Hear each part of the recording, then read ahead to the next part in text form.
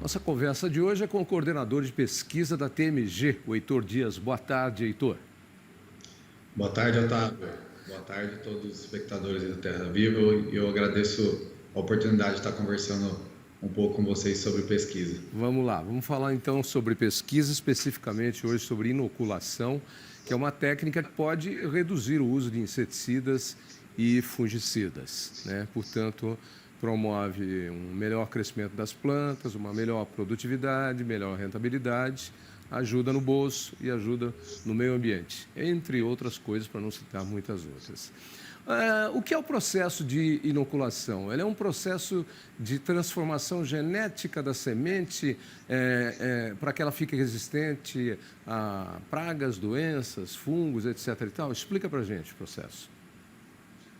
Então, Otávio, eu sempre procuro falar que o programa de melhoramento genético ele é um grande funil, né?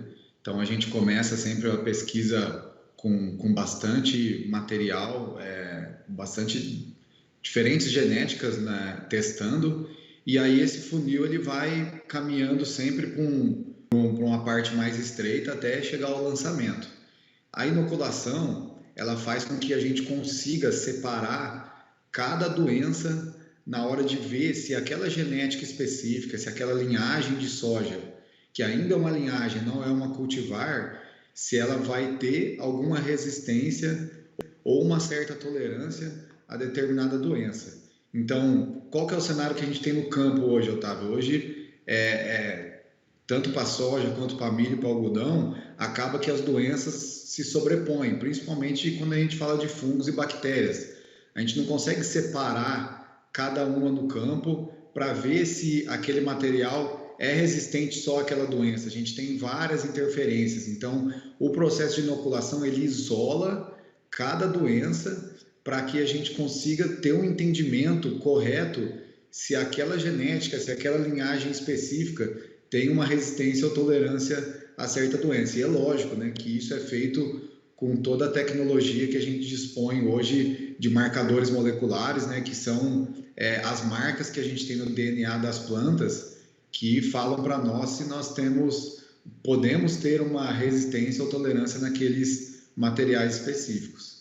Simplificar de uma forma assim, um pouco grosseira talvez, mas seria um processo de seleção através das sementes daquelas plantas que podem ser mais resistentes, mais produtivas, diminuindo custos. É uma seleção que a natureza já faz isso naturalmente. Os mais resistentes sobrevivem, os mais fracos morrem.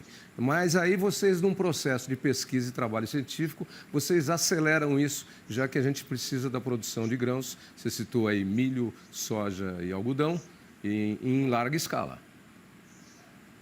Exatamente, exatamente, Otávio. E é interessante a gente entender esse processo como também, quando a gente coloca uma resistência ou uma tolerância em determinado cultivar de soja, por exemplo, a gente acaba viabilizando a produção em áreas que antes não eram produtivas, por exemplo, né? Eu posso citar o exemplo, por exemplo, do nematóide de cisto, né, que é uma doença muito comum no Mato Grosso e em outras regiões do Brasil também, e que chega um determinado momento que áreas que antes tinham produtividades extraordinárias, ela acaba sendo inviabilizada pela quantidade dessa doença no solo. E aí, quando a gente entra com material com certa resistência ou tolerância a esse material, a essa doença, isso acaba viabilizando aquela área novamente para produzir, para realmente produzir de uma maneira viável para o agricultor. Então,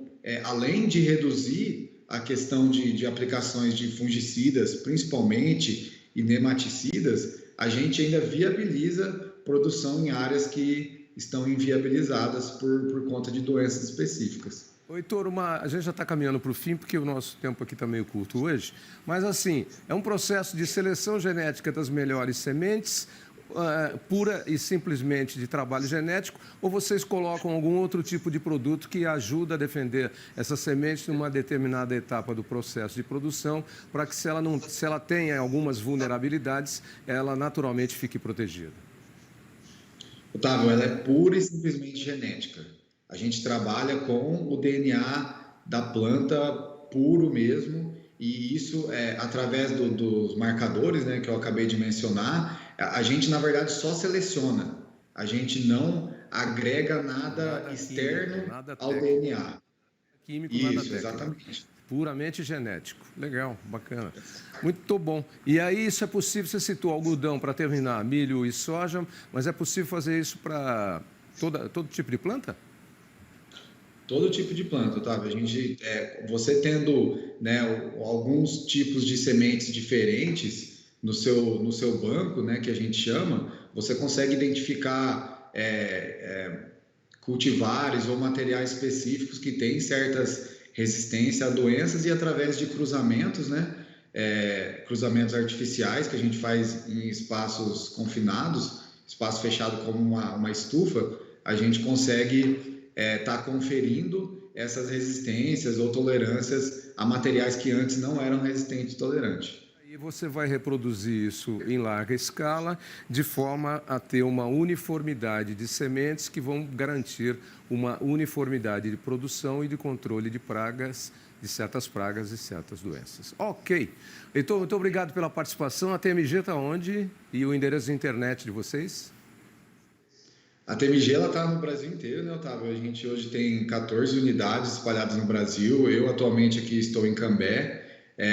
O nosso endereço é tmg.agr.br. Nós somos a maior empresa de pesquisa nacional hoje, né, com previsão de investimentos altíssimos em pesquisa para os próximos 10 anos. E as duas principais sedes ficam em Cambé e Rondonópolis, Mato Grosso. No norte paranaense, que toda vez que eu vou a caminho de Londrina, eu passo por aí, eu gosto daquela visão na hora que você sai no topo da estrada, aparece a cidade de Cambé, assim, numa baixada e depois no alto, cheia de silos. É uma imagem muito bonita. Um abraço, Heitor. Obrigado pela participação. Bom final de semana já. Hoje é quinta. Tá bom? Obrigado, Otávio, pela oportunidade.